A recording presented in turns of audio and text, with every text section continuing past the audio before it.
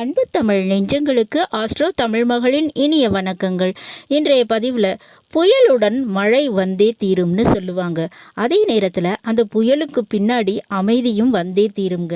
அப்படி தாங்க மகர ராசியில் பிறந்தவங்க வாழ்க்கையில் இது நாள் வரையில் நடந்த போராட்டம், அந்த போராட்டம் இப்போ முடிவுக்கு வரப்போகுதுங்க.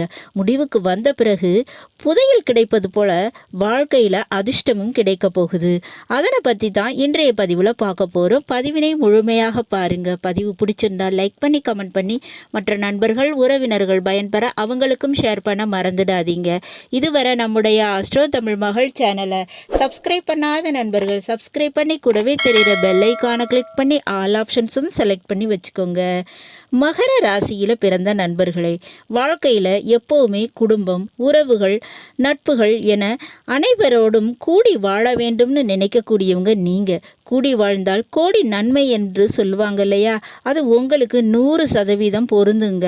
அப்படிப்பட்ட உங்களுக்கே அதே உறவுகளால் நட்பால் துரோகங்களும் பிரச்சனைகளும் ஏற்பட்டு இருக்குங்க. அதனால் வாழ்க்கையில் போராட்டங்களை சந்தித்து கொண்டிருப்பீங்க. அப்படிப்பட்ட உங்களுக்கு இந்த குரு பகவான் 4ஆம் வீட்டில் இப்போ மேஷ ராசியில் இருக்காருங்க. அவர் மே மாதம் 1ஆம் தேதி பெயர்ச்சி அடைந்து 5ஆம் வீடான ரிஷபராசிக்கு போயிடுவார். அந்த குரு பகவானுடைய பார்வையானது உங்களுக்கு கிடைக்கும். இது நல்ல காலத்தோட ஆரம்பம்ங்க. இதில் மேலும் பார்த்தீங்கன்னா ராகு பகவான் உங்கள் ராசிக்கு 3ஆம் வீட்டில் இருந்து தனது 11ஆம் பார்வையாக குருவை தனது கட்டுப்பாட்டுக்குள் எடுத்துக்கொள்கிறார். இதன் அடிப்படையில் குரு ராகு பார்வை தொடர்பு ஏற்பட்டு இருக்குங்க. இதனால் மகர ராசியில் பிறந்த உங்களுக்கு மலை போல வந்த பிரச்சனைகள் பனி போல விலகி போயிடும் நேரம்ங்க இது. அதனால் முயற்சிகள் பலவிதம். அந்த முயற்சியில் நிச்சயமாக வெற்றி உண்டுங்க. பல வருட கடின முயற்சிக்கு இப்போ தீர்வும் வெற்றியும் கிடைக்குங்க. உடன் பிறந்தவர்களால் ஏற்பட்ட பிரச்சனைகள் சரியாயிரும். இடமாற்றம் எதிர்பார்த்த மாதிரி நல்லபடியாக நடக்குங்க. 5ஆம் வீட்டில் இருக்கக்கூடிய குரு பகவான் 3ஆம் வீட்டில் இருக்கின்ற ராகுவோடு பார்வை தொடர்பு கொள்வதால் கண்டிப்பாக முன்னேற்றத்தால் அதிக லாபம்ங்கிறது உங்களுக்கு உண்டு. முன்னேற்றத்தால் அதிர்ஷ்டம் உண்டு, முயற்சியால் அதிர்ஷ்டம் உண்டு, பயணத்தால் வெற்றியும் உண்டு, லாபமும் உண்டு. போக்குவரத்து துறை, தகவல் தொடர்பு துறை, டிராவல்ஸ் வச்சு நடத்துகிறவங்க இவங்களுக்கெல்லாம் நல்ல காலம்னு கூட சொல்லலாம்ங்க. உயர்கல்வி, அதாவது ஹையர் எஜுகேஷனுக்கு நல்ல ஒரு ஹோப் இருக்குங்க. படிப்பில் வெற்றி பெறும் வாய்ப்புகள் உருவாகும். பட்டம் கண்டிப்பாக பெறுவீங்க, புகழ் பெறுவீங்க. அடுத்ததாக காதல் திருமணம்.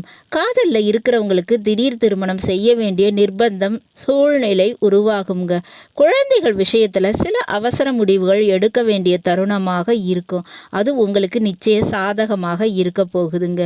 மேலும் இந்த 3ஆம் வீட்டில் இருக்கக்கூடிய ராகு 3ஆம் பார்வையாக உங்களையும், அதாவது மகர ராசியையும் பார்க்குறாரு.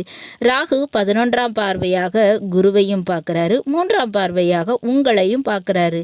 அப்போ குருவுடைய பார்வையும் கிடைக்குது. அப்போ களவும் கற்றுமரன்னு சொல்லுவாங்க.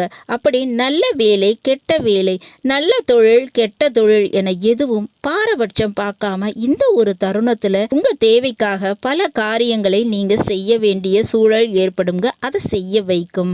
அப்படி உங்களுக்கு கடன் பிரச்சனை, எதிரி பிரச்சனை, நோய் பிரச்சனை இதெல்லாம் இருந்தால் அது தீர்ந்து போகும். தேவையானதை தேட ஆரம்பிப்பீங்க. அந்த தேடுதல் நிச்சயம் உங்களுக்கு வெற்றியை தருங்க. புதிய நட்பு, புதிய பழக்க வழக்கங்கள் இந்த காலகட்டத்தில் உருவாகி விடுவாங்க. மிக முக்கியமாக இடமாற்றம் நிச்சயமாக நடக்கும். 5ஆம் வீட்டில் இருக்கின்ற குரு பகவான் அதிர்ஷ்ட குருவாக இருக்கிறார். 3ஆம் வீட்டில் இருக்கக்கூடிய ராகு முயற்சிகளில் வெற்றி கொடுக்க போகிறார். அப்போ அரசியல் செல்வாக்கு ஏற்படுவதற்கு நிச்சயமாக வாய்ப்பு உண்டுங்க. வண்டி வாகன மாற்றம் ஏற்படும். விவசாயம், உணவு சம்பந்தப்பட்ட துறை இதில் இருக்கிறவங்களுக்கு நல்லதொரு லாபம் இருக்கும்.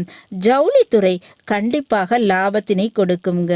வேலையில் குறிப்பாக கட்டுமானத்துறை, கார்மெண்ட்ஸ் இதில் வேலை தொழில் பார்க்குறவங்களுக்கு நிச்சயம் முன்னேற்றம்ங்கிறது உண்டு, லாபம்ங்கிறது உண்டு. நல்லது நண்பர்களே, இந்த பதிவில் நாம் மகர ராசியில் பிறந்த நண்பர்களுக்கு ராகு குரு தொடர்பால் கிடைக்கக்கூடிய பலன்கள் குறித்து பார்த்தோம். பதிவு உங்களுக்கு பிடிச்சிருக்கும்னு நினைக்கிறேன். பிடிச்சிருந்தா லைக் பண்ணி கமெண்ட் பண்ணி மற்ற நண்பர்கள் உறவினர்கள் பயன்பெற அவங்களுக்கும் ஷேர் பண்ண மறந்துடாதீங்க.